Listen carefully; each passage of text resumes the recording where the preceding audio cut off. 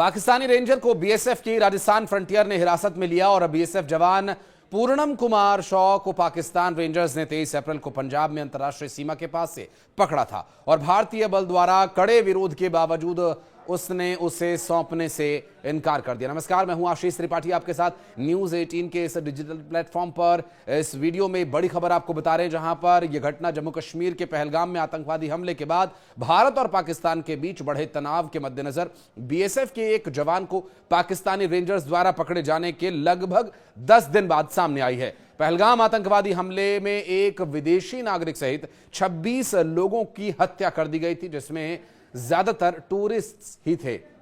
सूत्रों ने 3 मई को बताया कि बीएसएफ का एक जवान 1 सप्ताह से अधिक समय से पाकिस्तान की हिरासत में है और सूत्रों ही के अनुसार जानकारी मिल रही है कि भारतीय और पाकिस्तानी बलों के बीच शॉ की सुरक्षित रिहाई के लिए कई दौर की बातचीत हो चुकी है। हालांकि भारत के कश्मीर में हुए घातक आतंकवादी हमले के बाद बढ़ते तनाव के बीच पाकिस्तानी पक्ष ने उसे रिहा करने से इनकार कर दिया था, जिसमें 26 लोगों की मौत हुई थी हमले में। उसके बाद के ये हालात हैं जिसकी अब हम बात करें। हालांकि भारत की तरफ से कार्रवाई अभी रुक नहीं रही है और बीते शुक्रवार को ही राजस्थान खुफिया विभाग ने जैसलमेर निवासी पठान खान को पाकिस्तान के इंटर सर्विस इंटेलिजेंस यानी आईएसआई के लिए कथित तौर पर जासूसी करने के आरोप में गिरफ्तार किया था। और एक आधिकारिक विज्ञप्ति के अनुसार पठान खान साल 2013 में पाकिस्तान गया था और वहां पाकिस्तानी खुफिया एजेंसीज के अधिकारियों से मिला और बताया यह भी जा रहा है कि पाकिस्तान में पठान खान को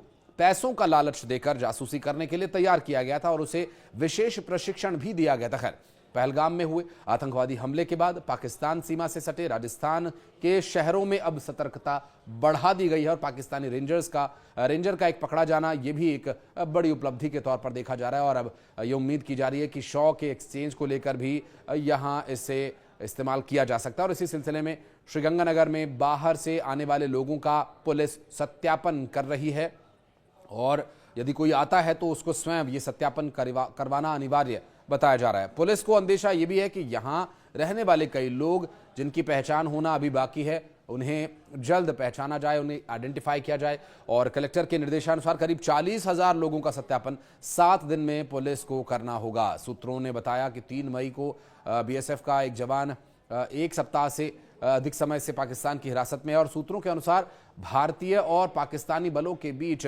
इसकी रिहाई को लेकर कई दौर की बातचीत हो चुकी है, लेकिन अभी कोई बात बन नहीं पाई है। आपको बता दें कि अब पाकिस्तानी रेंजर का पकड़ा जाना इस मामले में एक अहम कड़ी साबित हो सकता है। भारत और पाकिस्तान के बीच तनाव इस वक्त चरम पर है और पाकिस्तानी पक्ष ने किसी भी तरह की बातचीत से इनकार कर दिया, जिसमें 26 लोगों के हमले में मौत के बाद ये तनाव बढ़ना एक प्रमुख कारण माना जा रहा है। और पाकिस्तानी पक्ष ने बार बार भारत को वही जवाब दिया कि हम उच्च अधिकारियों के निर्देशों का इंतजार कर रहे हैं। ये सामान्य बात है कि सैनिक या नागरिक गलती से सीमा पार कर जाते हैं और ऐसी स्थिति को आमतौर पर स्थापित सैन्य प्रोटोकॉल के माध्यम से सुलझा लिया जाता है, लेकिन यहां ये अभी संभव नजर नहीं आ रहा। आमतौर पर संबंधित व्यक्तियों को सैन्य अधिकारियों के बीच औपचारिक चर्चाओं के बाद उनके संबंधित देशों को वापस भेज दिया जाता है, लेकिन इस बार ऐसा नहीं हुआ है। शॉ जो इस वक्त पाकिस्तान के कब्जे में है, कांस्टेबल की पत्नी रजनी जो 28 अप्रैल को पश्चिम बंगाल के रिशरा से पठानकोट गई ताकि अपने पति की कुशलता के बारे में वो जानकारी हासिल कर सके।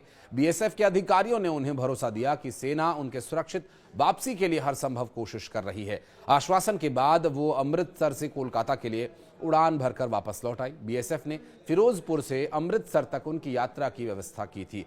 पाकिस्तानी रेंजर भारत के सैनिकों के पास है, बीएसएफ के पास है। अब देखना यह होगा कि क्या एक्सचेंज में उसका इस्तेमाल किया जाता है और पाकिस्तानी रेंजर से पूछताछ भी की जा रही है। क्या कोई राज पाकिस्तानी रेंजर उगलेगा और क्या इसकी पूछताछ में कोई खुलासा हो सकता है, या फिर अपने भारतीय सैनिक को वापस लाने के लिए इसका इस्तेमाल किया जा सकता है। इस मामले में कौन सा कदम उठाना ज़्यादा बेहतर होगा वर्तमान परिस्थितियों को देखते हुए, इस पर अगर आप अपनी कोई राय रखना चाहें तो कमेंट सेक्शन में ज़रूर बताइए।